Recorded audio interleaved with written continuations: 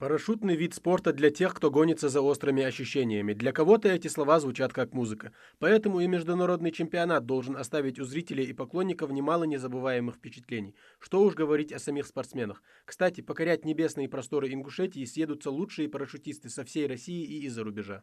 В этом году к нам приезжают такие знаменитые команды. Это первая Россия, сборная команда России, Германия, Черногория, Словения, Хорватия и Сербия. И со 2 числа по 4 они уже будут прыгать.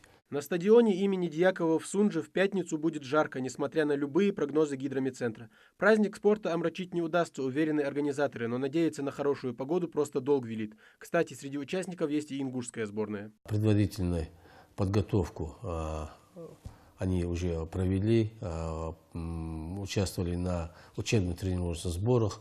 Вся подготовительная работа у них прошла, и я надеюсь, что они себя покажут с хорошей стороны.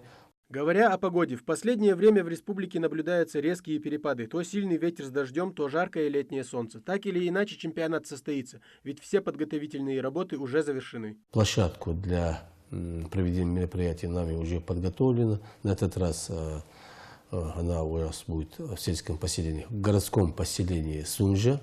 У нас самолет будет летать уже с аэропорта с аэропорта Магас. И они будут прыгать на стадион Дьякова. Уже 2 июня зрители смогут понаблюдать за прыжками лучших парашютистов, а сами спортсмены, еще находясь в самолете, будут готовиться к теплому приему внизу. Нам же остается пожелать им мягкой посадки. Тамерлан Хумхоев, Новости 24.